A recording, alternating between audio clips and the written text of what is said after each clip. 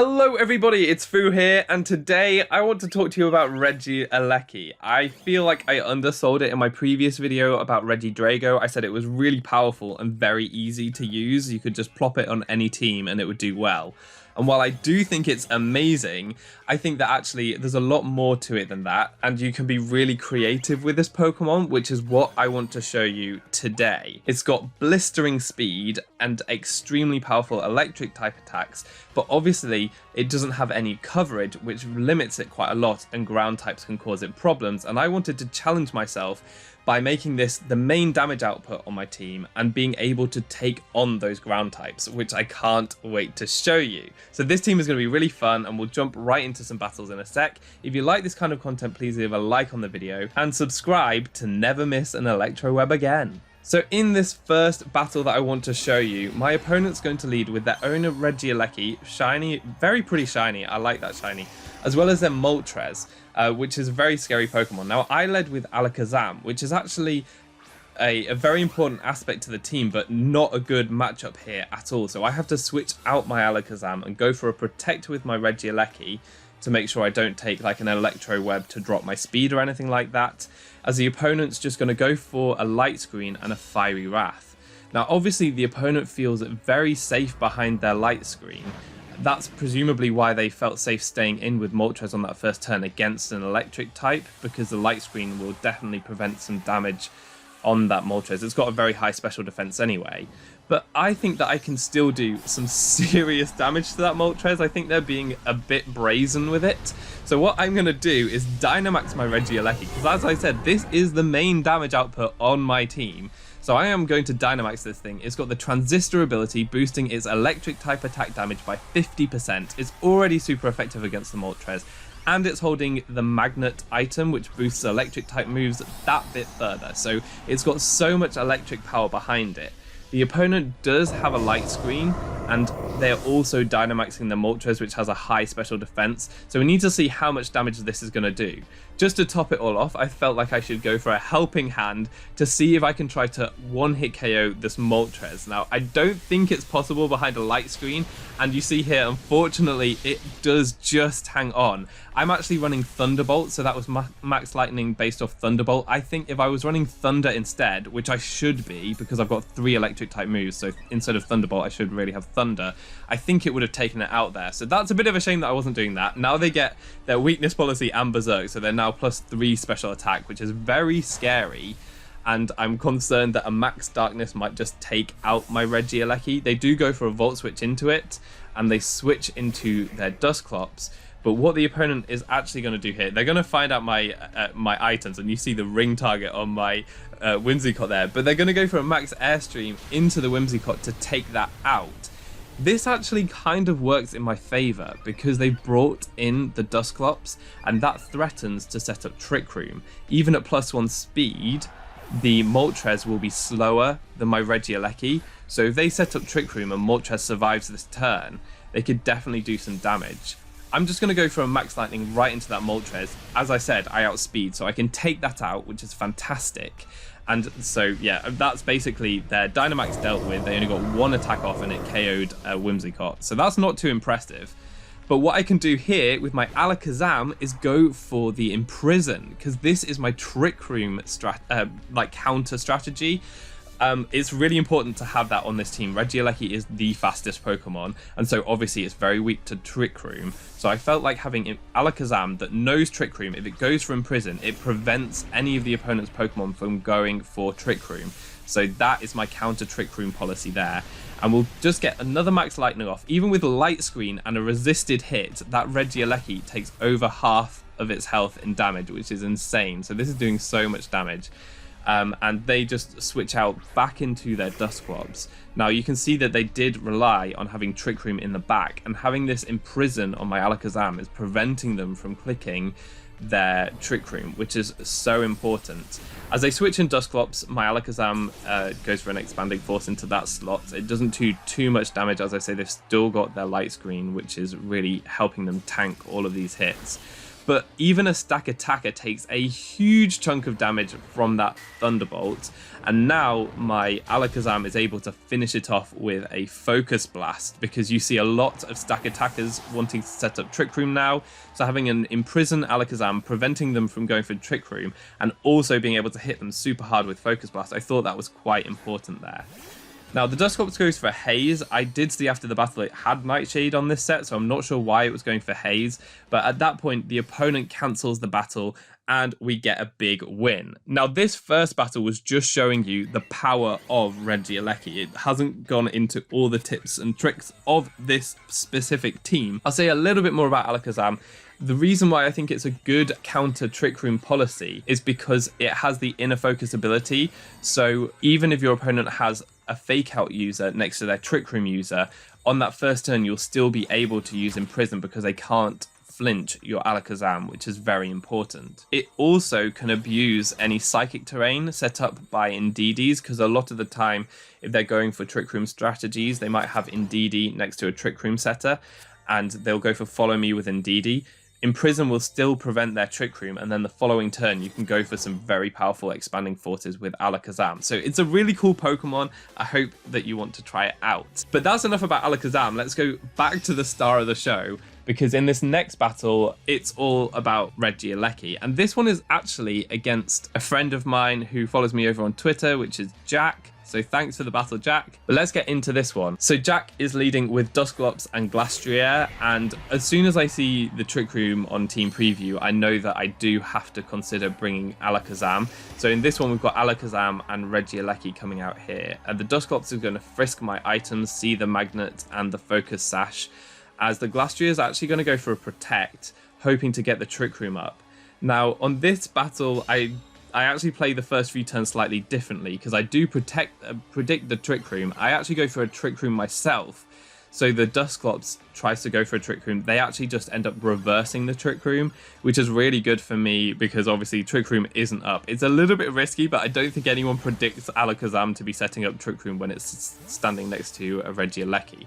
So we're able to reverse a Trick Room, get the Bolt Switch off, which does a lot of damage to that horse. And this turn I can go for the Imprison, and that means that I can waste another turn for Dusclops, as it will try to go for Trick Room again, and I can prevent it this time. So basically I've wasted the first two turns for Dusclops while getting big damage on the horse. Unfortunately, I'm taken down to my Focus Sash with Alakazam, which does mean that my longevity is now limited, but I'm in a decent position because I brought in my Inteleon, which is such an important factor for this team, and you'll see what Inteleon does in this match. So on this next turn, my opponent Jack is now going to Dynamax their Glastrier, one of the most broken new Pokemon, might I add. This Pokemon is insane. It just takes way too many hits. If you Dynamax it, it's terrifying. And yeah, I haven't actually used it myself yet. I've just had a lot of trouble taking it down with some of my teams. But on this team, it's not as much of an issue because we can do a lot of damage to it with this strategy. I've got Soak on my Inteleon. What that does is it turns Pokemon into the water type. And that's cool because obviously if you soak a Pokemon and then hit them with Regieleki's super powerful electric type moves, they will faint. So it's a really good combo here. Obviously, because Regieleki is so fast, my Inteleon has to be Choice Scarf to be able to outspeed it. And even then, a max speed Choice Scarf Inteleon only just outspeeds max speed Regieleki with no Choice Scarf, which is crazy. On this next turn, I just go for a Soak into the Tapu Fini. That may seem like it does absolutely nothing. Well, I'm locked into Soak, so I have to go for it anyway, but it does remove the Fairy typing from Tapu Fini, so its Dazzling Gleams don't get the same type attack bonus, so it will be doing less damage with Fairy type moves. Fortunately, both of my Pokemon fainted to the Dazzling Gleam, which meant that Glastrier didn't get the max Quake off and it didn't get a special defense boost, which makes me much more confident that any following hits into the Glastrier will take it out. As you can see here, again, I'm Dynamaxing my Regieleki, the main damage output for this team, and so we can do that, hopefully take out the horse. We haven't seen an item yet, but judging by the Volt Switch damage earlier on in the battle, I don't think it's Assault Vest, because I think it would have taken that hit a bit better. But actually, the horse this turn is going to max guard, That's okay though, because I do have Fake Out on my Incineroar, so I can prevent my the Tapu Fini from doing anything, making the most of this max guard turn. And hopefully next turn I can still take out the Glastrier before it does any serious damage. So this turn I'm going to go for the Max Lightning, and I'm very sure now that Glastrier has run out of Dynamax, I can take that out. I mean, it's a super effective Max Lightning at half HP. I'm pretty sure that's going to take out Glastrier. That does so much damage. We can change the terrain, so now we're terrain boosted with a Magnet boost, with the Transistor boost, and we're against a water type, so hopefully the following Max Lightning is going to do a ton of damage. This turn, I just parting shot into Tapu Fini. I was worried about how much the Muddy Water would be doing to my Incineroar, and going for a parting shot into the Tapu Fini ensures that the next Muddy Water won't KO, so that was really important. Now Dusclops comes back in. I really don't want them to get up the Trick Room, because that would definitely scupper my Dynamax Regieleki. The Max Lightning does so much damage to one of the bulkiest Pokemon in the entire game, and that was just a neutral hit. That did so much damage. My Incineroar is taken down to its berry range with that Muddy Water, which is great. So I can get this Darkest Lariat into the Dusclops, because I did double target into that slot. It's not going to get up its Trick Room. We can take that out, and we're now left with Tapu Fini, which I'm fairly confident Regieleki will be able to take out, unless it's like Wacomberry or something like that. And then the last is actually Dragapult, that I do outspeed with Regieleki, so that's very important. And I feel relatively confident here, but Tapu Fini shows Protect, which is slightly precarious because I do target into that. If my Regieleki goes down before Tapu Fini faints, then Incineroar is going to lose the match. Fortunately, the only way that the Dragapult could KO my Regieleki is with a Phantom Force, so I do actually get another turn to go for that Thunderbolt into the Tapu Fini, take that out, and that's really good because despite the Phantom Force hitting this turn, which will take out my Regieleki, I still have my Incineroar on the field that should be able to take on this physical Dragapult. And that should allow me to win the game. This is actually an Adamant Incineroar with a little bit of attack investment that just means that this Darkest Lariat is a guaranteed KO and that Dragapult goes down for the win. So that was a really good match. It came actually really close to those last few turns with Tapu Fini and Dragapult. But Regieleki was able to pull through, and you started to see that soak strategy. Now I do have another battle later in the video which is absolutely amazing and does show the raw power of Regieleki with all of these really cool strategies tying in.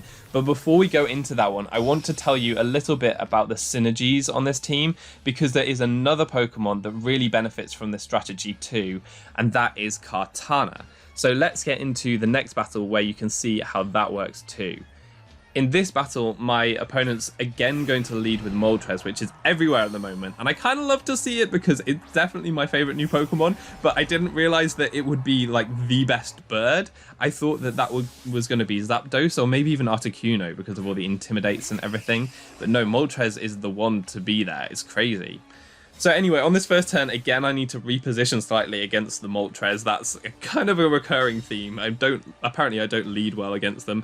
So I have to protect as they go for the Fiery Wrath. This time I switch to my Kartana, which is an Assault Vest set. So I can take this Fiery Wrath. It does a lot of damage, but I can actually take it. And this turn, instead of Dynamaxing my Regieleki, which I've said is the main damage outputter, I do have a secondary damage outputter, which is going to be my Kartana, and this should be able to do a lot of damage. Now, I know that we're up against the screens, which could cause me problems, because that Grimmsnarl is definitely going to be setting up screens. Hopefully I'll be able to still out-damage through the screens with these two powerhouses. I've got the Thunderbolt on my Regieleki, which is going to do a ton of damage. And then I've also got my follow-up Max move with my Kartana. I believe I go for the Max Steel Spike here, but it was actually... I didn't realize my Thunderbolt would do that much damage. I was worried that they might Dynamax their Moltres, so I need to maximize my damage, but it would have actually been an opportunity to go for a Max Knuckle or a Max Overgrowth, which would have helped my damage output even more. So we are able to take out that Moltres before it got a Weakness Policy Berserk boosted attack off, which is really great. If the opponent had Dynamax that turn, it could have been a bit shakier, but I think I still would have done a ton of damage to it if not taken it out. Now the Landorus comes in, and this is a slightly precarious position because it may well have the Choice Scarf, which would allow it to outspeed my Kartana. The fact that it reduced Kartana's attack stat is kind of bad, but I did just get the Beast Boost. So Kartana's attack stat is still very high, but Landorus is an extremely scary Pokemon, and it has very powerful max moves. So I'm kind of concerned with how this is going to go down. I'm thinking that Landorus is looking very scary right now, especially if that Grimmsnarl is going to be setting up the screens, which it seems like that's all the Grimmsnarl is concerned about right here. And you can see the Reflect goes up, which is definitely going to hurt Kartana's damage output. Thankfully, I went for the Steel Spike last time, so I do have a defense boost, and I can get another defense boost before the Landorus attacks me. You can see I still do a really decent amount of damage despite the Intimidate last time, so I'm at neutral attack.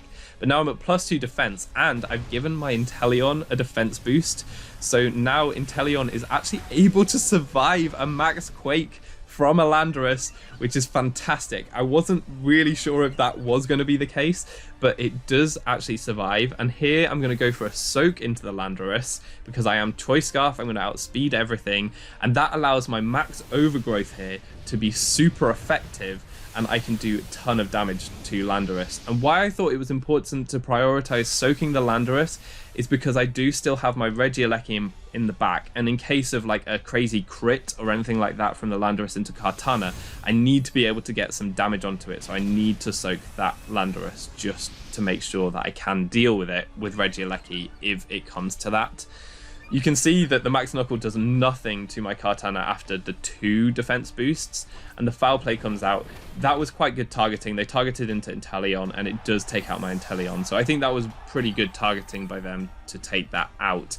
But now I've got my the Grassy Terrain healing coming in, but obviously because the Landorus is now Water type, not Ground Flying, it's actually grounded and gets the Grassy Terrain boost too, which is pretty funny. But yeah, now I can bring in my Regieleki. I can take out the Landorus with a Thunderbolt, which is always fun to see. I love doing that. Landorus is now very weak to water type moves, so that's cool. We can take that out.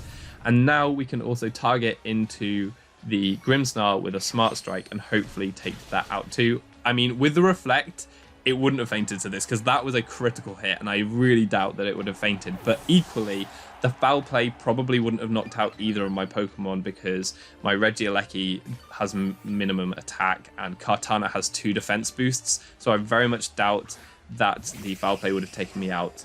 The opponent's last Pokemon is going to be their Kartana, and I can get some damage on that with my Volt Switch here and also with my Kartana's attack. But I can switch out and go into my Incineroar, which is in the back, so my opponent's definitely in a losing position here because Incineroar should be able to handle any Kartana if it's only their last Pokemon. The Sacred Sword comes out. Because of my defense boosts, I'm actually able to take that, and I can go for a Sacred Sword right back, but they are also able to take that. We both get a little bit of the Grassy Terrain recovery, and then it comes down to this next turn. I actually just go for a Flare Blitz, not a Fake Out. But it turns out that we speed tie with the opposing Kartana. We're both obviously running the standard Assault Vest set, which is just speed crep to outspeed base 100 Pokemon. So that was a really cool match that shows you the synergy with both Kartana and Regieleki really appreciating that soak support, allowing you to get super effective electric and grass type moves on the opponent, which I think is very fun and very cool. So that is basically how this team functions. You've got these support Pokemon all about enabling Kartana and Regieleki to get as much damage as possible, and then you've got Alakazam there to prevent the Trick Room. It's a very hyper offense team, and you don't have many switch-ins. There aren't many bulky Pokemon there, so you have to be really careful about that. It's not the most consistent team, but it's so fun. And when I say fun, I need to show you this last battle because it is so crazy and I love it so much. This is one of my favorite battles that I've had in the entirety of Pokemon Sword and Shield. So let's get straight into it. My opponent's going to lead with Amoonguss and Thundurus, as I'm going to lead with the Regieleki and Inteleon. So obviously I've got the Choice Scarf Inteleon to outspeed my Regieleki. On the first turn, I'm going to Dynamax my Regieleki because we are going in, we are going hard, and we are going to try and make this happen. This person had the scariest, most standard team ever, and I wanted to try to just blast through it with my Regieleki because that's kind of the team that I wanted to try to beat with this team. So we'll see if Regieleki on its own has enough power to do that. I've only really brought support Pokemon, no Kartana this time, so I can't rely on that crutch for damage. It's just Regieleki against the world with all the support that I can muster. The opponent actually Dynamaxes their Thundurus. It's really cool now. Thundurus is like being used pretty much solely as a defiant attacker, physical attacker, which is crazy because its special attack is very high and you used to see it as a special attacker. But on this first turn, I'm going to soak that Amoonguss and go for a Max Lightning into it and just one-shot the Amoonguss, which is so satisfying. I wasn't sure whether they were going to go for a Rage Powder there, and that's definitely why I made this move, because if I just set up the electric terrain, they wouldn't be able to spore anything, so I could have maybe soaked the Landorus and Max Lightninged into that. But then that would have kept Amoonguss on the field, and redirection could be super bad depending on what they have in the back. So I wanted to remove their opportunities for redirection very early. Right now, I'm going to send in my Whimsicott, predicting them to want to go into the Landorus. I still outspeed a +1 Thundurus, so I'm not too concerned about that. The Landorus does come in, which is perfect timing because I need to deal with that. That is my priority right now. So what I'm going to do is go for a switcheroo into the Landorus, taking away its item and giving it the ring target, which allows me to hit it with things it's normally immune to. So I can now go for a Max Lightning into the Landorus, and because I've removed its immunity from its ground typing, electric type moves are now super effective against it, and I can take that out with a Max Lightning. What's really fun about that strategy as well is a lot of Landorus have the Assault Vest item, but when you switcheroo, you take that away as well, so they lose all of their special bulk, and you can still take them out with the Max Lightning. Now things are getting a bit dicey though, because the Thundurus has just taken down my second Pokemon, and they get another speed boost, and at this point, we've both taken down each other's like supporting Pokemon, and their Thundurus now outspeeds my Regieleki. So this is going to get tight, especially because I've got Incineroar in the back, and that actually gives the Thundurus its Defiant boost, which is pretty scary. So this is going to be so close. I'm going to go for a Fake Out with my Incineroar, and just to ensure that the Metagross can't do anything. They go for a Max Lightning with their Thundurus, and I've looked at the calc. That has a very good chance of one-shotting, but I did actually have a chance to lid that with Thundurus. Unfortunately, that wasn't the case. I'm now going to go for a Max Lightning into that Thundurus, and I am able to obliterate it. And that's a Dynamax Thundurus. I'm able to take that out. Regieleki is so damn powerful. So we can do that. And then on this final turn, we've got Metagross against Regieleki. And I don't fancy my chances because Metagross is a crazy bulky Pokemon. And it's pretty much at full HP. It's about 90%. We're going to go for a Thunderbolt.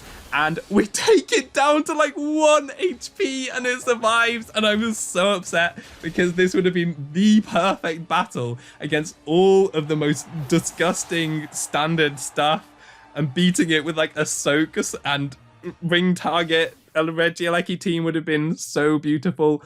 I don't quite manage it. I have looked at the calc with the Metagross as well, and it turns out like I actually had a really good chance of one-shotting that, but because of damage rolls and how the damage calculation works, it didn't quite happen that time, which sucks. But it's crazy to think that Regieleki, with the Magnet and in electric terrain, that Thunderbolt had a really good chance of taking down such a bulky Pokemon. Admittedly, if that Metagross had the Assault Vest item, I wouldn't have stood a chance. So it must have been Weakness Policy or Lumberry or something like that. But yeah, that was such a crazy battle, and I needed to show you because it was so fun and amazing. And I think it shows you the power of Regieleki, that one Pokemon could take on almost an entire team of the most standard stuff. So yeah, that's going to be the team. I think I've definitely demonstrated the power of Regieleki, especially when combined with Soak and with Ring Target Switcheroo. Very, very fun strategies right there. This team in general is super fun and it catches people off guard. I can't say it's the most consistent one out there. It's hyper offense, and when things go wrong, they go badly wrong. But I really enjoy using it, and I hope you do too. Let me know what you think of Regieleki in the comment section below. Leave a like on the video if you enjoyed, and definitely subscribe for more content like this. We've got loads more teams coming your way, so I hope you enjoy. All that's left to be said is I've been Foo, you've been awesome, and hopefully see you next time. Goodbye.